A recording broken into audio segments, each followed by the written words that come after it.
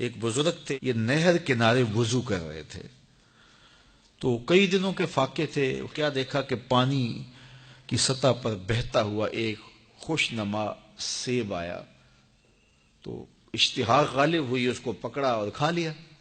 جب کھا چکے تو پھر خیال آیا یہ تو میرا تھا ہی نہیں، یہ تو مال لقطہ تھا، تو میں نے اس کو کھا لیا، اب اس کا مالک کیسے ملے؟ جس سمت سے پانی آ رہا تھا اس سمت سفر شروع کر دیا۔ کئی دنوں کی مسافت کے بعد دیکھا کہ ایک باغ ہے جس کی شاخیں اس پانی کی طرف لٹک رہی ہیں، سمجھ گئے کہ یہیں سے گرا ہوگا اور میں نے کھا لیا۔ خیر باغ میں پہنچے، مالک سے ملے، کہا کہ یوں میں نے ایک سیب کھا لیا ہے اور میرا غالب گمان یہ ہے کہ اس باغ کا وہ سیب تھا، تو میں معافی مانگنے آیا ہوں، یا پھر بتائیں کہ اس کا ہرجانہ کیا ہوگا۔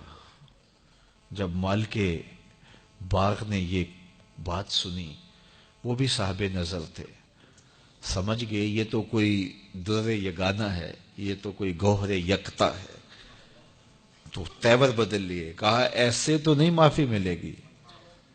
کہا حضرت کیسے ملے گی؟ کہا 12 سال تک میرے باغ کی گوڈی کرنا پڑے گی۔ اللہ اکبر، اور ایک شرط اس کے علاوہ ہوگی۔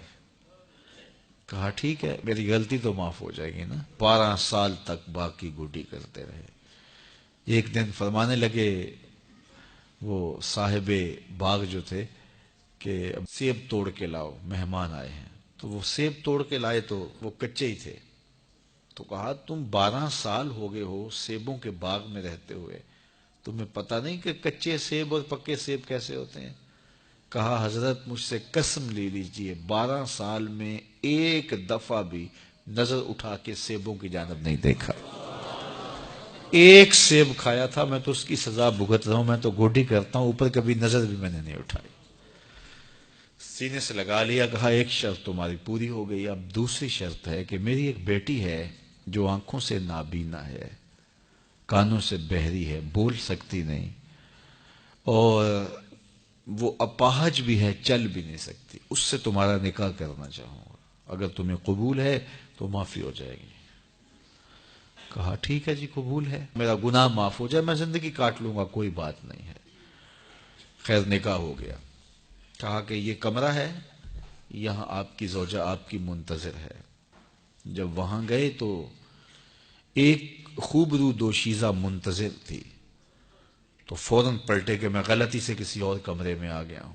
پلٹتے ہوئے دروازے کی چوگاٹ سے سر پھٹ گیا، خون بہنے لگا۔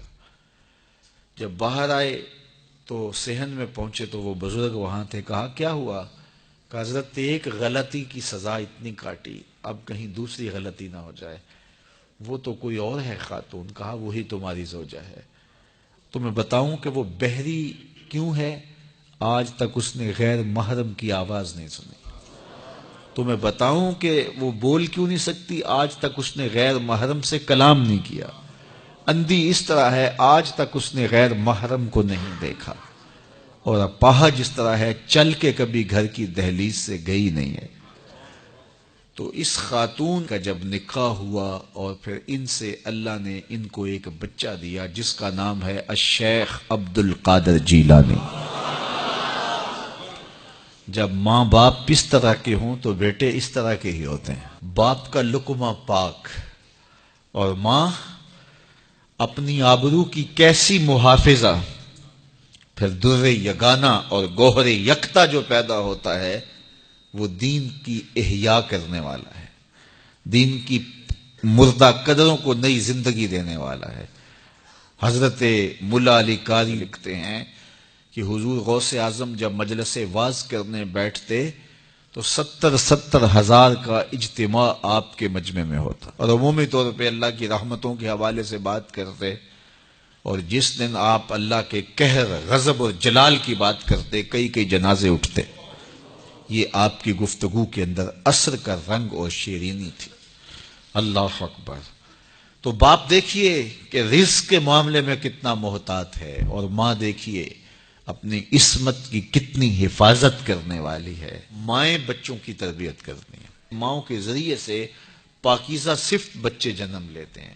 تو لہٰذا ماؤں کو اچھی تربیت کا حامل ہونا چاہیے تاکہ وہ آگے اچھی تربیت خود کر سکیں۔